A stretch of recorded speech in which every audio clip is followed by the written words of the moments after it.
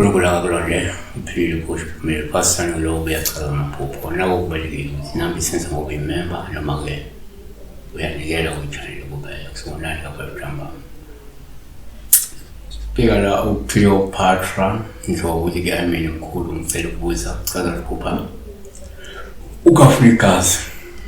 She was spitting blood, beKafulikazi. Nabe singakusho ngokujwayelekile uma uphupha igazi uphawu lokuma ulukhafula. Osolusho lukhomba la ukuthi kungenzeka uzocasuka ulwe noma uxabane nomuntu ongazelele. 2 omunye angayibeka kanje ukwesinye isikhathi uma uphupha igazi uphawu lokuma ulukhafula. Lokho ngasho kungenzeka kunomuntu ozomgxeka umgcone noma umthethise uphinde ukhulume amazwi azomlimaza. Number 4 yenzeka uma uphupha igazi uphawu lokuma ulukhafula. Lokho kusho ukuthi kungenzeka ukhonyisha kumele uqaphele ngoba usungasibanje ukugula no okukanye usuzolahlekelwa utho olubalulekile kuwe. Number 4 ngokwenkolo uma uphupha igazi uphawu luhluma ulukhafula ulukhipha.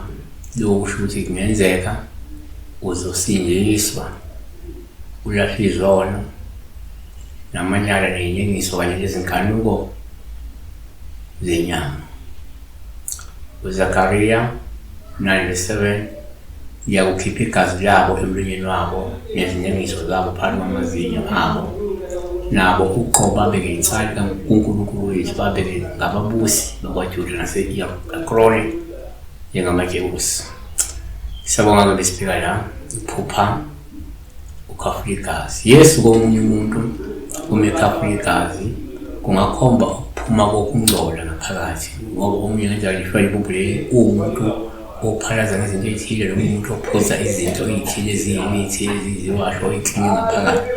Uma eseKafulikazi ikhomba lokuphulukiswa lokulapheka lokuphuma lokungcola okula ngaphakathi kuwe wena kade wenzani ukhafula igazi.